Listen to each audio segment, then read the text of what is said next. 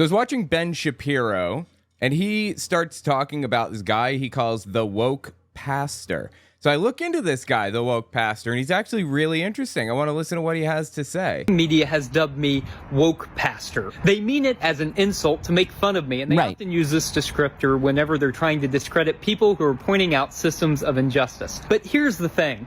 To be woke means to be awakened to the needs of others, to point out systems of oppression and marginalization. And Ben Shapiro is not taking the claims seriously at all. He doesn't care. He just doesn't like people who use the word woke, apparently, unless it's him. He can't take anything seriously that isn't his own view already, can he? My wife is in law school right now, and she knows people like that. Like the, what do you call it? The head of the Federalist Society Club, the president of the club that is the Federalist Society Club or whatever. Dude is gone mentally. There's nothing knocking around up there except for Federalist Society nonsense. Like right-wing extremism. That's it. Like, she presented counter-arguments from a lawyer's perspective, since they're both in law school, and he just said, nope, you're wrong. Refused to even think about it. It's nuts, dude. And that's what I'm watching Ben Shapiro do right now. It's crazy. And let's get right down to it. Jesus was woke. Jesus pointed out systems of oppression, and that's what got him killed. He made the principalities and the powers, the Roman Empire mad, and they crucified him. That is absolutely 100% true. Jesus was woke and very different from the traditionalist people in the area, the traditionalist Jews and the Romans and everything else. And people didn't like that about him. Crucified him for it because he was a challenge to the power.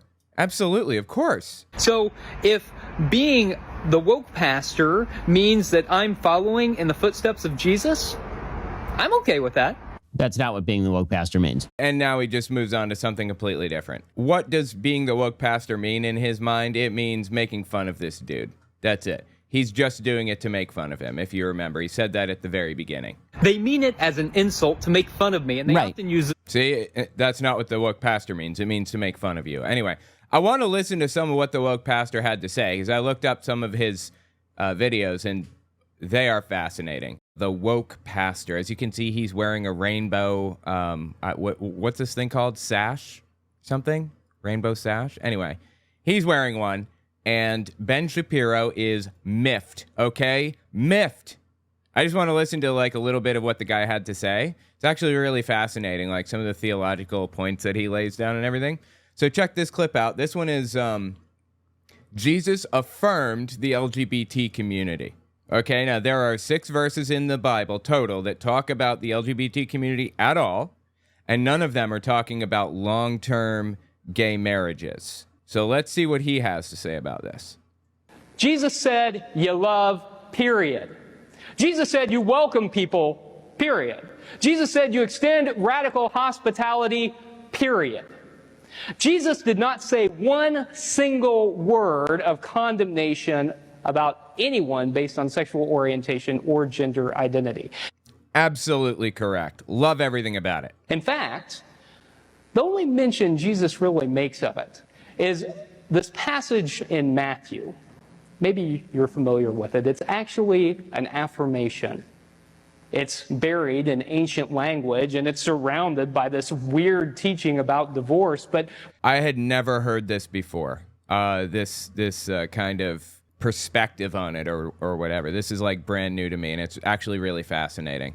That if you are a eunuch, and you have been a eunuch since birth, that was an ancient way of saying that if you differed from what was expected in terms of what we would call today sexual orientation or gender identity. Okay, let me just explain what a eunuch is, because I had to look this up. A eunuch, back in biblical times specifically, is somebody who was castrated. They had their, they had their berries of the twig and berries combination removed from that set. So they were usually left with the twig, but no berries. Anyway, that meant that they did not go through puberty at all. They had no male, they had no nothing.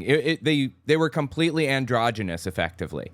Commonly had really high voices I don't know how to say it. It was just impossible to tell if they were men or women because they didn't go through a puberty at all.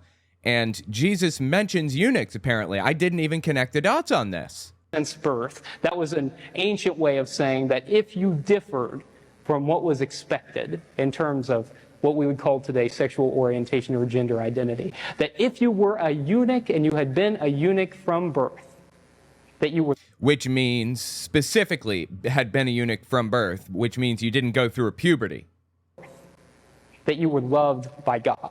That is fascinating, right? That is a fascinating perspective. I didn't even think about that. And he's 100% correct on this. Absolutely. Or abso-fruitly, since we're talking about twig and berries. Quick interjection, this won't take long, I promise. I'd appreciate it if you watched to the end of the video, or at least a couple extra seconds, because YouTube bases its algorithm off of watch time. The more watch time a video has, the further the video will go. Also, take a look at my website, owenmorgan.com. I'm selling my book, Understanding Jehovah's Witnesses, 400 pages, and my second book, 100 Questions for Jehovah's Witnesses, which is about 80 pages. And you can find them both there on the website. Audio form, ebook form, whatever. It's about my experiences within the religion and the history of the religion generally. The 100 questions are intended to challenge a religious leader, so I'd appreciate it if you give it a read. Okay, back to the video. Apparently, there was like some kind of a protest happening at the dude's church recently, or near his church. I'm not exactly sure. So he explains how he dealt with hate when he saw it. Listen to this one. I'm assuming this is his husband. I'm not sure. Ash Wednesday, we have a tradition of going out into the community and imposing glitter ashes. And so today, the plan was that Marcella and I were going to go out and stand under the Hillcrest sign and impose glitter ashes, because what's more Hillcrest than that? Glitter ashes. Yeah, I assume he's gay. Right? And so we're walking up, and we get about 2 blocks away, and we start to hear something. And we kind of looked at each other and said, What is that? And we walked a little further, and we started to see somebody with a megaphone. Uh-oh. And we said, oh, it's that other type of Christian, the kind that Gregory was talking about a minute ago. I assume Gregory was trashing bad Christians. And we walked closer, and we started hearing all the things. You know the things that I'm talking about? Oh, I'm sure, gay people gonna burn in hell and all that other junk. Yeah. You're gonna go to hell unless you convert. Jesus is your Savior, and you need to accept Him as your Lord and Savior, or else. I understand that they were not talking to the people at this church, these specific people. They were talking to someone else, I think. You know that line? You heard that line? And so Marcella and I looked at each other and said, oh, we don't want any part of that. And we've got these stoles on, and we don't want people to think we're any part of that. And we're sick and tired of the Christians who are spewing hate having the loudest voice. You know? That's interesting, right? And so he ripped the megaphone out of his hand. No, we didn't. There's a temptation to do so, but violence is not the answer. Violence isn't the answer. No. Jesus talked to us about that. I mean, he did go overturn tables and all that, but we didn't take the megaphone out of his hand because someone was already over there yelling at him, and it just didn't do any good. So instead, we went around and we talked to people one-on-one. So he goes over to people who are being protested by Christian nutcases, and he talks to them personally. And we talked to people one-on-one, and we said the words, "You are a beloved child of God." As opposed to, "You are a sinner who is going to hell." As opposed to, "You are going to die in a lake of fire." He said, "You are a beloved child of God." Stark difference, right? You are a beloved child of God. And you are loved. You are loved. And you know what? Not one person thought we were with that other pastor over there. All right, good. Not a single person. It's amazing how our actions speak so loudly, isn't it? Whether it is an action of hate or whether it is an action of love. And whenever we come to this table, what we are reminded of is that we are to be people of love. I mean, this is a fantastic lesson. I love everything about this. How can anybody hate this? Quick interjection, this won't take long, I promise. I just want to say I'd appreciate it if you check my Patreon. owenmorgan.com/Patreon to find it. YouTube's algorithm goes up and down, so I can never predict where it's going to be. Having patrons gives me some level of stability. Okay, back to the video. How can anybody have a problem with this guy and what he's saying here? Seriously. Ben Shapiro found a way. Ben Shapiro called him a woke pastor and talked all kinds of trash about the dude. That's literally exactly what Jesus taught. Are you kidding me? The dude is literally just following Jesus' expectations and Jesus' commands to love your neighbor as yourself, to love everybody, to not hate people for who they are or what they do or whatever. Love people. That's the bottom line. Love people. We are to be people of love. That our lives are to be lives of love. That we are to be God's presence out in the world. That we are to be the hands and feet of Christ out in the world. And the way that we do that is by practicing kindness, by practicing compassion, by working for justice for each and every person. And Jesus told us that when we do those things, that is how peace is established on this earth. Yes. That is how what he called the reign of God is established on this earth. It is done by the way that we act. Seriously, how can you disagree with what this dude's saying? It's crazy to me that Ben Shapiro went after somebody who says things like this. This is literally exactly what Jesus taught. Now, you want to believe in Paul and all the hateful shit that he had to shove down people's throats in the next verses? Guy that never met Jesus? Fine. Fine, but don't call yourself a Christian. It's not Christianity then, it's Paulianity at best. If you are a Christian, then you are like him. Check out his take on abortion. It's actually pretty fascinating. Protecting reproductive rights is a Christian value. In fact, caring for people who are in vulnerable situations like being pregnant is one of the most caring, compassionate, and Christ-like things that we can do. Now, the religious right has done a fantastic job of promoting this false notion that life begins at conception. But that's simply not biblically accurate. You notice he didn't say it's not scientifically accurate? Because he's a pastor, it doesn't matter to him if it's scientifically accurate or not. Is it biblically accurate? No, it's not. He's not going to go down this route. Let me just point this one out. Numbers 5:11-22 says, if your wife cheats on you, you should get an abortion, and a variety of other reasons. It instructs people to go to the priest where they'll have an abortion performed. Now let's listen to his explanation. Accurate. If we look to the Bible, we discover that a fetus is defined not as a life, but as property. In fact, if there's an accidental abortion, the Bible says that's not a murder, that's a property loss. If we look to Genesis 2, life is defined as beginning at first breath. And in fact, life was so precarious in the ancient world that many people didn't consider a child to be fully alive until several days after the birth. Do you know why that is? I'll tell you why that is. You may not know. It's because in Rome, a lot of the time, the patriarch of the family, the dad, would hold the baby, would spend a couple of days with the kid and decide if he wanted to keep the kid or not. If not, he would put the baby in a bassinet type of deal, slip it outside, right outside the front door, close the front door, and just go about his business. Wait a few days, and the problem's been solved for you. It's not murder because the baby died of exposure.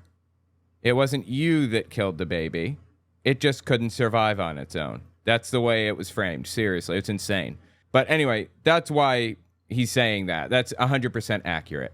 People didn't consider a child to be fully alive until several days after the birth. That's Jesus. Okay, that's when Jesus was around. That was the culture Jesus was born into, FYI. And earlier Jews. First breath. And in fact, life was so precarious in the ancient world that many people didn't consider a child to be fully alive until several days after the birth, at the naming ceremony where the child was given a name. That's all to say that the Bible defines life as beginning later than we typically think about it today. But Jesus is always encouraging us to put ourselves in the shoes of others and to think about what it might be like to be pregnant and to be faced with difficult decisions.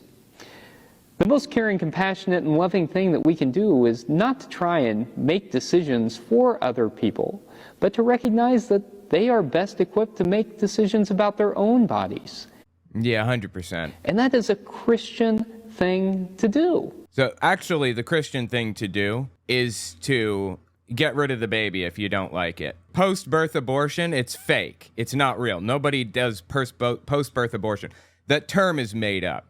That's literally just murder. But you know who did practice post-birth abortion? People in Jesus' time. For real. Anyway, what he's saying here, the compassionate thing is to let people do with their bodies what they want to do. Stepping outside the Bible, let's just talk about morals for a second. Forcing somebody to give a blood transfusion to somebody else, say you get in a car accident, you wind up in the hospital, and you wake up, and there's somebody in a bed next to you taking blood from you. Like, you're giving them a blood transfusion. You don't want that. You didn't intend for that to happen. You didn't know that was happening. None of that. You have the absolute right to pull that needle out of your arm and walk out of that hospital, whether that person's going to die or not. And you will not face any consequences for it. Why? Because we have bodily autonomy. Because we can choose what happens to us. So the point that I'm getting to so laboriously is, the Christian thing to do, as he says, is to let people make decisions for themselves, for their own bodies. A pregnancy is effectively giving a blood transfusion to somebody without granting permission to that person. I mean, and that's, in the third trimester, let's say. But guess what? In the third trimester, say past 28 weeks, that 28 to 40 weeks, that's the third trimester.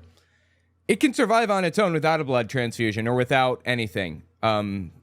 Pretty often. I think the youngest is 25 weeks. So if the mother wants to just cut off the blood flow right then and there, that's possible. And the baby will survive in the third trimester. So 28 weeks should be Christian's limit, actually. But Roe v. Wade set the limit at 20 weeks. It's literally just a clump of cells up to a certain point. This issue didn't exist until until cynical Christian televangelists wanted to use it to their advantage to get people whipped into a blood frenzy over something, over some issue, a life and death issue. They found one. The Bible is pro-abortion. So don't tell me that it's your strongly held religious belief. It's not. It can be your moral belief, but you didn't get that moral from the Bible. And that is a Christian thing to do. That's what Jesus called us to do. This November, we have to vote. We have to put our Christian values into place by electing people who will uphold reproductive rights. It's interesting. So we've got an example of somebody here who is a pastor who is on the left and encouraging people to vote for left-leaning positions, basically. The compassionate positions, the ones that Jesus would stand for. Now, he's doing this on his own platform, but he's kind of representing himself as a pastor a little bit here, right? I guess he's not representing his church. And he's speaking for himself, not for anybody else. Not for his church. He's not speaking to his church and commanding them to whatever. So there's that. But in good conscience, see, I have principle. Something that a lot of these other televangelist people don't seem to have, principle. Out of principle, I'm not a fan of anybody breaking the barrier between church and state. So I'm not sure how I feel about it, but I appreciate the compassion from him. He also has some really interesting theological positions that are correct as it happens, like historically accurate. For example, Jesus did not believe in hell. That didn't come until later. Listen to what the dude had to say about hell. This one is from May 19th, 2023. As long as I don't tell anyone they're going to hell, isn't it okay for me to believe in that? No. And here's why. Because it leads to morally questionable theology and behavior. Let me give you an example. Let's say that someone walks into a school and pulls out an assault rifle and shoots 17 people. No, I don't have to imagine it, but go on. Well, if you believe in the devil, you might well say, this is the devil at work in the world. And there's not much that we can do about that. Yeah, Jesus didn't believe in the devil. He didn't believe in the devil, and he didn't believe in hell. That was a later fabrication. A lot of people think it was created by Dante when he wrote his book, Divine Comedy. There's a chapter called Inferno in there, and we got a lot of our ideas about hell from that. Actually, no. I mean, sure, maybe that formed it out more, but the first mention of it, and the thing that really formed it out, was the apocalypse of Peter. I talk about it at length in my book, Understanding Jehovah's Witnesses. OwenMorgan.com, my website. You can find the book, Understanding Jehovah's Witnesses, right here. You can hit the Buy Now button, or you can click in to the picture and find different ways to get it. Audiobook, ebook, signed paperback, or paperback. Anyway, the apocalypse of Peter. Let me pull it up, actually, out of my book, because I go into detail. Yeah, so actually it's in the first chapter, because the first chapter is about the things that Jehovah's Witnesses originally believed, like under the first presidency, basically. And they believed that the hellfire teaching was false. Correctly. I'm no fan of Jehovah's Witnesses, obviously, after having come out of that religion, but when they're correct about something, they're correct about something, and they were correct about this. So let me just kind of lay out the apocalypse of Peter for you. This came around 100 years after Jesus was on earth, around the same time the book of John was written, 100 years later. And the book details a guy being given a tour through the underworld, the punishment aspect of the Christian faith. What happens when you do something wrong? And they give a list in the Apocalypse of Peter of what people will be punished with for doing this thing or that thing. By the way, the word apocalypse, it literally means revelation. The book of Revelation is also called the Apocalypse of John of Patmos. The Apocalypse of Peter almost took the place of the book of Revelation. It would have been Revelation of Peter instead of Revelation of John, or Apocalypse of Peter instead of Apocalypse of John. Good thing we didn't get that, though, for real, because the Apocalypse of Peter is ugly. You think the book of Revelation's ugly? Oh, boy. No. This is worse. Let me give you a list of a couple of punishments people are going to receive for doing certain things. This is from my book. Blasphemers are hung by the tongue. Women who adorn themselves for the purpose of adultery are hung by their hair over a bubbling mire. What is a bubbling mire? What is a mire? Let's just check what's a mire. A stretch of swampy or boggy ground. A situation or state of difficulty. Okay, so I guess a mire would be like a bog or a swamp, and it's bubbling because it's hot and boiling? Am I reading that correctly? So women are hung over a boiling swamp? Okay. Anyway, they're hung by their hair over a bubbling mire. The men who had adulterous relationships with them are hung by their twig and berries next to them. That's insane, right? I'm so glad that we got the revelation of John of Patmos instead of Peter. Jesus, dude. Murderers and their allies are tormented by venomous creatures and numberless worms. Okay? Mothers who committed infanticide, here's where it gets weird. Now remember, it wasn't really alive until the father chose it, right? The father could just push it out into the cold and shut the door behind it, the baby, and let it die of exposure if he so chose. So we're talking a mother who actively had this baby and decided to keep it and that she loved it, and then killed it, infanticide. Mothers who commit infanticide have their breast milk congeal into flesh-devouring animals that torment both parents. Their dead children are delivered to a caretaking angel called Temlactos. Temlactos. Rich people who neglected the poor, you know, the thing that Jesus really really leaned into, camel through the eye of the needle and all that junk, yeah. Rich people who neglected the poor are clothed in rags and pierced by a sharp pillar of fire. Sorcerers are hung on a wheel of fire. It just gets weirder from there. You think that shit's weird? That's where my list ended in the book, so, you know, you won't have to hear any of the weirder shit unless you go in search of it. But anyway, the point is that the apocalypse of Peter established the idea of hell 100 years after Jesus. And I think it was around the same time the book of Revelation was written. The Revelation of Peter, the Revelation of John were both written at the same time.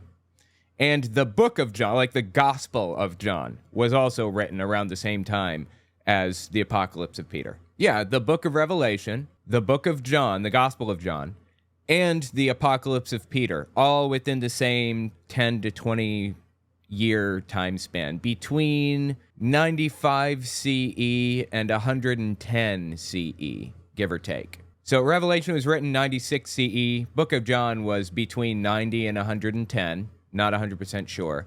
Gospel of John, I mean.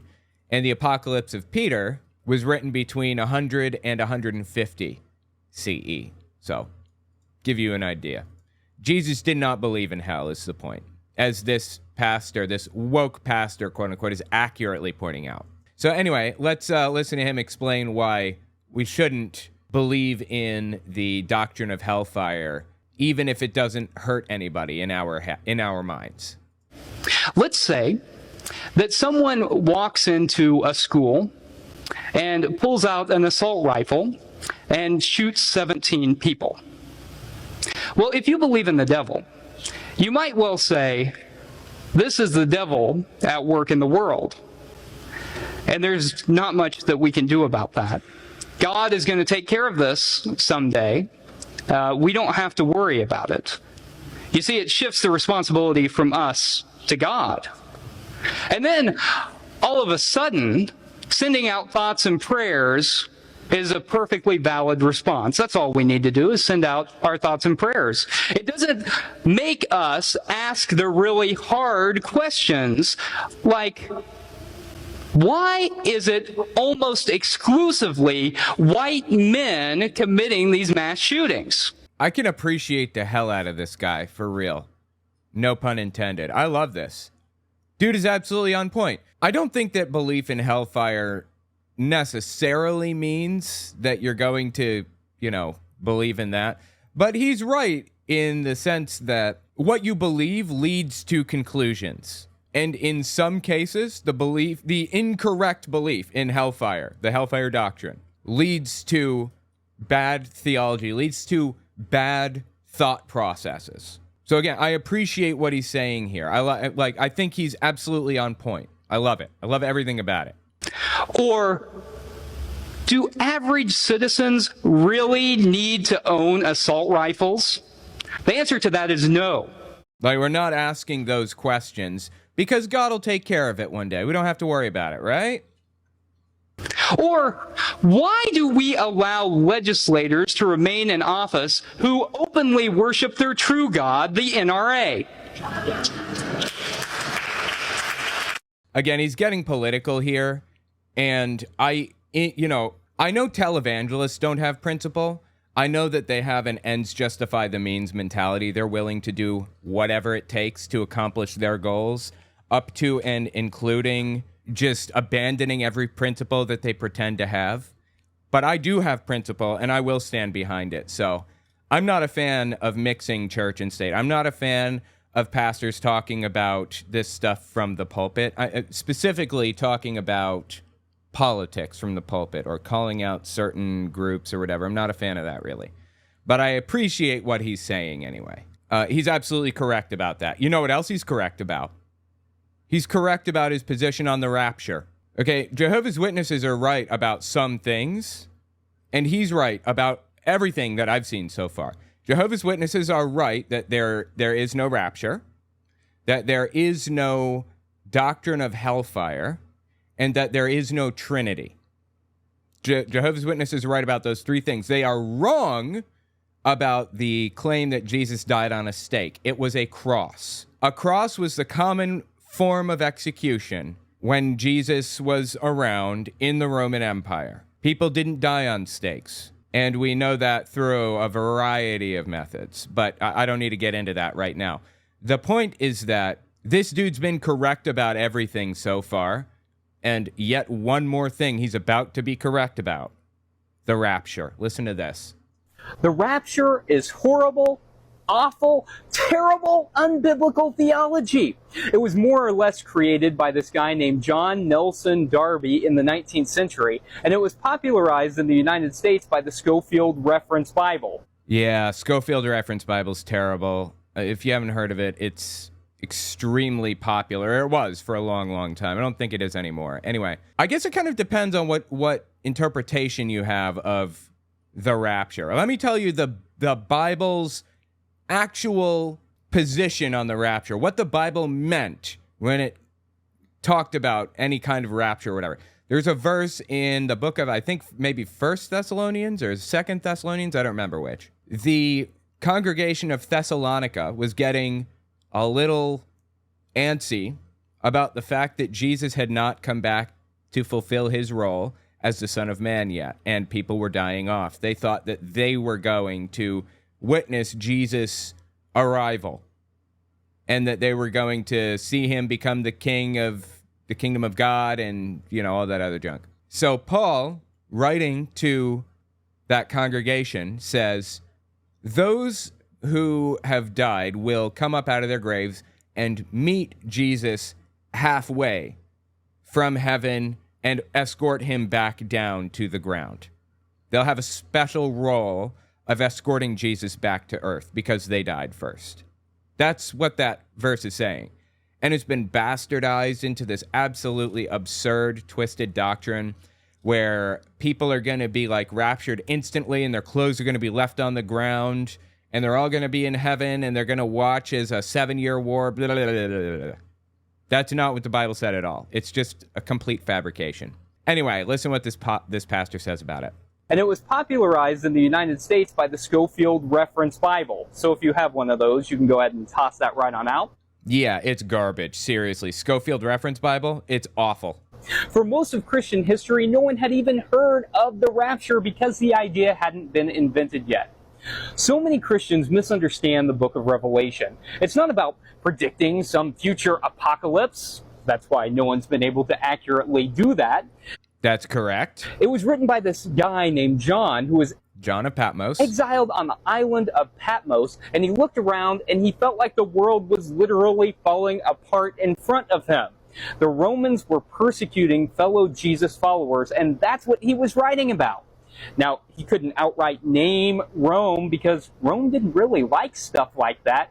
He's absolutely correct. I love that he's correct about this. The book of Revelation wasn't about some future thing. Okay, there was a genre of writing at the time called apocalyptic genre writing, like science fiction genre or romance or whatever, fantasy or whatever. There was apocalyptic genre, and it was a genre that existed outside of the Bible. There are apocalyptic writings that are extra biblical too. The apocalyptic genre always followed the same style of writing, okay? Somebody would witness some crazy shit. Someone's standing by a river with a flaming sword and glowing bright, with God's light or whatever, and they don't understand what they just witnessed. It makes no sense. Of course, it's not supposed to. The person writing the book is intentionally saying nonsensical things. And then I saw a ram appear, and the ram chased the beast that had 7 heads and blah, blah, blah. It didn't make sense intentionally. And then God sends in an angel, or a messenger. That's what the word means, actually. God sends a messenger to explain what that apocalypse meant, that apocalyptic vision. All of the apocalyptic visions that take place in the Bible, to my knowledge, are explained by an angel. So any additional explanation on top of them is the church or pastors or whatever adding their own interpretations. It's already been interpreted. God already sent an angel to do it. You have no place to add to what this angel had to say. Like Jehovah's Witnesses interpret more into the book of Daniel than what is there. An angel already did it. Anyway, the point is that the book of Revelation was written by John of Patmos, and it was intended for that time and place. Now, John obscured who he was talking about. He made it a little riddle to figure out that it was about Rome. People from that era, they knew that it was about Rome, but he didn't come out and name Rome directly. To my knowledge, scholars don't actually think that John obscured who he was talking about, Rome, out of fear that Rome would come after him, though. The way that the woke pastor's saying here. I don't think that that was the case. I think he just did it as, a special message to his group. We know that it was about Rome beyond a shadow of a doubt because it talks about the beast with 7 heads and 10 horns and the woman, the harlot, riding on the back of the beast or whatever. The 7 heads thing is a dead giveaway. Rome was the city on 7 hills. And to put the final nail in the coffin for it being Rome, the Roman emperor was Nero at the time, and he was terribly persecuting Christians, actually. There's this little practice called gematria, and it's where you take numbers and you correspond them to letters in the Hebrew alphabet. So A equals 1, B equals 2, C equals 3, so on and so forth. When you get to 10, there are only, I think, 24 letters in the Hebrew alphabet, or there were at the time, I don't remember. Anyway, when you get to 10, the 10th letter is worth 10, the 11th letter is worth 20, the 12th letter is worth 30, and you keep going like that. Importantly, the letter N is worth 50. Nero, Emperor Nero, as a name in Hebrew, adds up to, its gematria is 616. We found an extra manuscript from Revelation that says the number of the beast is 616 rather than 666. So what's with the extra 6? Why is it 666 instead of 616? Because Emperor Nero's real name was Emperor Neron with an N on the end. You remember? Worth 50 points. 616 to 666. It was a gematria. Anyway, it was obviously about what was happening at that time and place in history. I don't see how you can get around that. It's obvious to me. And everybody else. Only people it's not obvious to, Jehovah's Witnesses, the Catholic Church apparently, and a variety of Pentecostal churches, or Protestant, and a variety of Protestant churches. Every other scholar or whatever out there already knows this. There is no, mystery behind the book of Revelation for pretty much anyone except for people in the church world. Anyway, keep listening to this dude talk about the book of Revelation. Now, he couldn't outright name Rome because Rome didn't really like stuff like that. Again, scholars don't think that he did this because he's afraid of retaliation. So he had to use coded language. Even that famed 666, which a lot of people say is Satan, was about the Emperor Nero. Neron, yep. It's numerology. It's a coded way of talking about someone that doesn't get you killed. John was writing about how Jesus' followers were being persecuted by Rome. Dude, I love everything about this. Dude is so on point about everything. I write about all of this stuff in my book, too, Understanding Jehovah's Witnesses. I love that he's going down this rabbit hole. It's fascinating. Persecuted by Rome, and it gives us insight into how radical Jesus' message was. It was so radical that the first generation of Jesus followers got killed. That's the value of the book of Revelation, not predicting end times. Absolutely. I agree. Jesus was radical, I suppose, but a better word and more accurate word is probably apocalyptic. He was an apocalyptic preacher of the era and viewed as really strange. This one is fascinating too. This is him talking about the rapture theology. I thought you might want to see what bad theology looks like. So I want you to see what bad theology looks like. He's got a humongous heckin' handful of books here, I guess you could say. Got with me the whole series of the Left Behind books. Oh, the Left Behind books. That's great. To grab these, and I've also brought another visual aid to show you what we can do with these. Just a second. Oh, that's funny. He's got a trash can. Oh, it's a recycling can, actually. He's recycling the books. On point. That's great. Dude, I love it. I love everything about it. Except he's got a black bag in that. You're supposed to use clear bags for paper recycling. In New York City, at least. I don't know where he is, but... That's just awesome. I love this dude to death. He's fantastic, right? I have like way more videos of him, and I'm going to have to cover him more. I can't do all of them today, but let's do one more. This is Jesus did not die to atone for sins. This is an important and accurate, historically accurate point, and one that shouldn't affect your Christianity. You can be a Christian and understand this. It's something that is so deeply ingrained in Christianity that it's taken for granted, and if it's challenged, you give up Christianity. You don't have to do that. You can keep your religion and understand what this guy's saying too. Just think about what he's saying here if you're a Christian. Listen to this. Jesus was crucified because he stood up to empire, not to atone for the sins of humanity. Now, this may seem like a radical thing to say, but it's really not. The idea of substitutionary atonement, that is, that Jesus died to take the place of sins for all of humanity. That idea was expanded upon by later theologians and was drawn out from writings by Paul. He's absolutely correct in saying that Jesus did not die to atone for sins. Jesus didn't expect to die. Jesus' apostles did not expect him to die. He had another role to fulfill. He was supposed to be the Son of Man.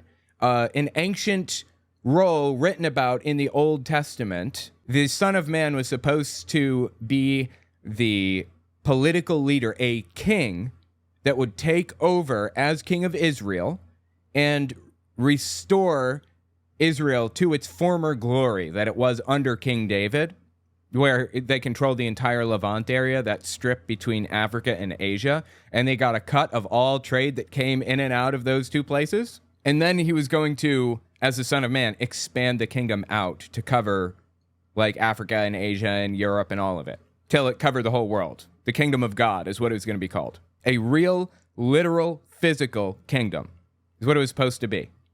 That's what the Son of Man was supposed to do. Jesus didn't do that. He died. So what did they say? Well, he'll be back. He'll be back. Just wait and see. He'll come back and he'll fulfill his role as Son of Man. And we're still waiting. We are currently, 2,000 years beyond when he was supposed to come back. They thought he'd be back in their lifetimes. Anyway, that's neither here nor there. Keep listening here. Jesus didn't expect to die, is bottom line, and he did not die to atone for sins. You can understand that fact and still be Christian. The place of sins for all of humanity is a theological concept that was developed by later theologians. Jesus would have never even heard of it. Jesus was crucified by the Roman Empire because he stood up to the empire. So the cross was a very public... Well, he pissed off the empire, is what he did, really. But anyway. Was a very public form of execution, largely used to deter people from insurrection, from standing up against the Roman Empire. Think about Jesus' message. It was all about the kingdom of God, the reign of God on this earth. Some of the Gospels talk about Jews being to blame, Jews calling for Jesus' head, Jews hating Jesus and wanting him dead, and Pontius Pilate, the governor, the Roman governor of the area, said, "Are you sure? I'm giving you a chance. Let's pick somebody else. I'll pick a murderer instead." And the Jews said, "No, we want him dead. We want him dead." That's fabricated. There's no reason to believe that that's how it happened at all. None. Jews were marked as the scapegoats for Jesus' death by Christians after the fact because there's an anti-Jewish bias by Christians because they didn't accept Jesus. So Christians were like pissed off about that. And they rewrote the Gospels 100 or more years after Jesus died to target Jews as the enemies of the story, basically. So anyway, yeah, the Roman government killed Jesus. That's just what it was. How it stood in contrast to the principalities and the powers of the day. Rome. Rome was oppressing his people, and the reign of God was supposed to be a place of peace and justice where our loyalty was to God and not to the principalities and the powers of this earth. The kingdom of God, yeah. Moreover, people were saying that Jesus was the Messiah, and the Messiah was supposed to be a warrior king who was going to lead a violent insurrection. Yeah, Son of Man was supposed to be a warrior king, yes. Insurrection and overthrow the powers that be. You can see why that might make the Romans nervous. So they put down the insurrection and they killed Jesus. Jesus never called himself the Son of Man. Jesus never said that he was the Son of God or anything beyond just a special prophet at best. That's it. Jesus did not believe any of that stuff about himself. And they killed Jesus. They didn't know that he was talking not about a violent revolution, but a nonviolent revolution of the heart. Some people say that the Romans were just puppets of the Jewish leaders, but that is historically inaccurate. There you go. That's true. It is inaccurate. If the Jewish leaders had wanted to put Jesus to death, they would have sentenced him to death by stoning. That's not what happened. Interesting. Okay, I've never heard that, but that wouldn't surprise me because the Mosaic Law, the 613 commandments that the Jews followed, but the Romans did not, the punishment or the death sentence was carried out through stoning. So yeah, okay, I can see that. Jesus' main confrontation likely would have been with the Sadducees who were in charge of the temple. Jesus was put to death by the Romans for confronting empire. That's fascinating. Absolutely fascinating. I love this dude to death. I love everything about him. He is historically accurate in everything that he says. You can be historically accurate about the Bible, completely historically accurate about what it said and what was happening at the time and everything else, and still be a Christian. They're not mutually exclusive. Of course, once you understand the actual context behind what was happening and all of that stuff, you'll probably walk away from it after realizing that a lot of it is not what you thought it was. But you can be a Christian and understand the history accurately. So anyway, I love this dude to death. I love that he takes woke pastor as a compliment from Ben Shapiro, and I hope to hear more from him. I mean, I've got more videos from the dude, so maybe we'll cover more if you guys are interested in him. Yeah, let me know what you think in the comments.